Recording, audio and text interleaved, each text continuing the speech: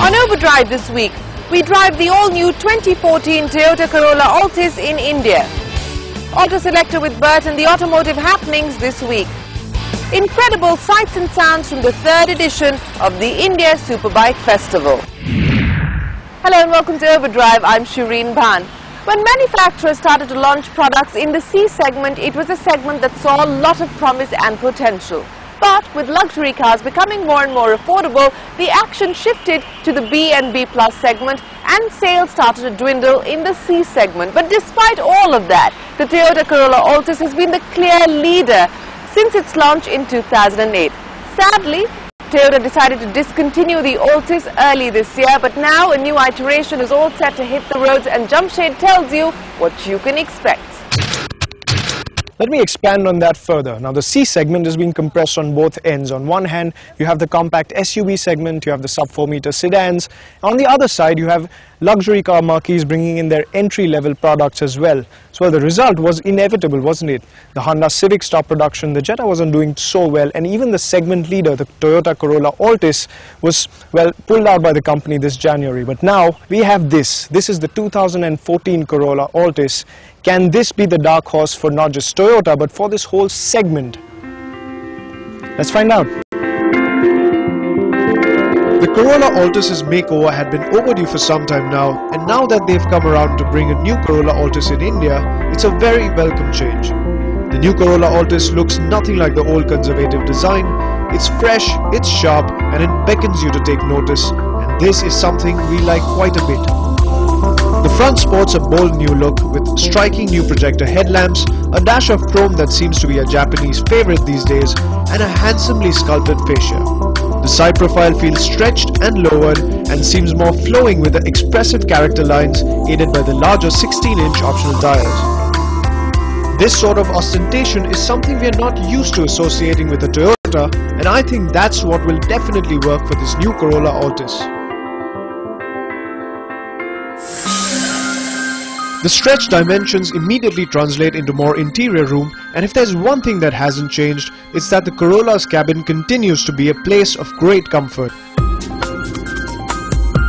The interior design has taken a more European direction, with great materials used in congruence and ergonomic appointment.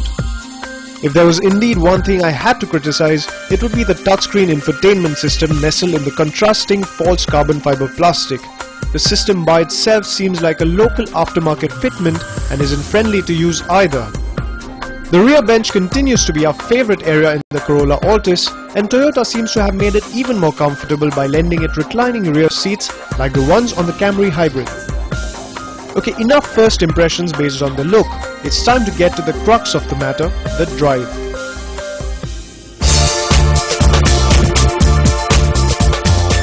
Developing an all-new engine takes time. Now, usually the life cycle of an engine is about 10 years. So, well, this new Corolla Altis does not get new engine options. It gets the same 1.8-litre VVTi petrol engine and the 1.4-litre D4D diesel engine.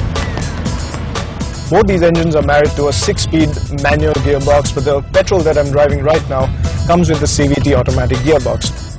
This, however, is no ordinary CVT. This is a 7-speed CVT. Now, I know that kind of confuses you. A CVT is supposed to be, well, infinite number of gear ratios. So why am I saying 7-speed? It's because, well, a normal CVT suffers from what we call the rubber band effect, which kind of takes away from the driving pleasure. So the revs keep on building, but the car just doesn't go. Now, to counter that, what Toyota have done is they've given this CVT 7 steps. So in a sense, the CVT works in 7 different torque bands. And to control those 7 steps, you have these flappy paddles right here. Toyota have also retained their 1.4-litre D4D diesel engine, and what they've done is they've detuned it to make about 88 PS of max power. Now, Toyota have to say that most of their diesel customers are chauffeur-driven. So, in a sense, what they've done is they've actually taken away the driving pleasure of that diesel engine. Now, up till about 2000 RPM, there's actually nothing that you can work with. You have to get past 2000 RPM to get any purchase from the engine. So if it's not as driver-friendly as, say, the Skoda Octavia is, or it doesn't have the same kind of features as the Hyundai Elantra, why would I recommend this car to you? Well, there is one thing that makes this car quite unique. The USP for this car is its comfort and its build quality. Toyota has increased the overall length of the car and they've increased the wheelbase by about 100 mm. That translates into about 94 mm more knee room at the back, which is huge. They've also made the car wider and you have a flat transmission tunnel at the back, so that in a sense your third passenger is going to sit much more comfortably than before.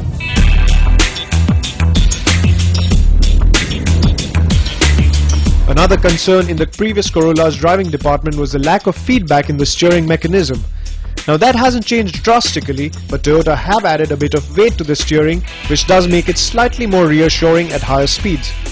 The added length and a slightly stiffer suspension has also further improved the ride quality of the Corolla Altis. This, along with the fact that Toyota have managed to mitigate not only the noise from the engine but also from the suspension and the tire roll noise, makes this cabin feel one of the best in its class. The Corolla Altis isn't the only new thing for Toyota India. They've even got a new boss, and we've caught up with him to find out what he felt about this all-important car for the Japanese marquee.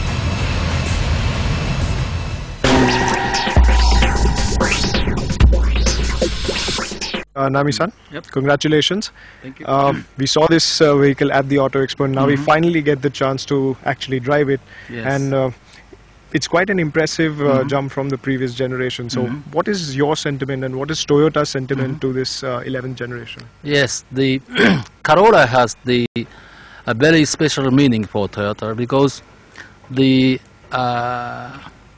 first year for the first generation was 1966, and that's almost same, the age that I was born.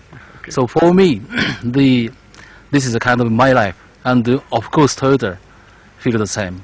So I think I'm very happy to finally could introduce and launch today this fantastic model, fascinating model. What does quality and reliability mean to Toyota, and how does Toyota go about bringing the same in their products and their manufacturing?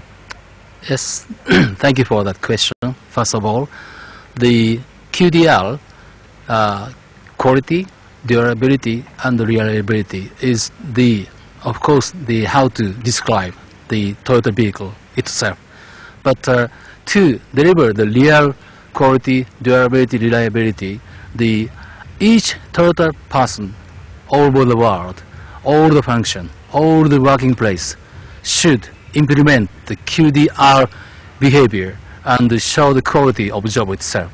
So this is the result of that all the people's behavior. So the answering the question, QDR is not just to describe the vehicle, but the core of the value of Toyota. Yes. Well, Toyota is banking heavily on its three flagship products, the Innova, the Fortuner and of course the new Altis. Will the 2014 iteration of the Altis be just as successful as its previous one? Well, time will tell. On that note, it's time for us to take a break. But when we return, Bert answers your queries on Auto Selector and we wrap up everything that's buzzing in the world of auto. Stay tuned, you're watching Overdrive.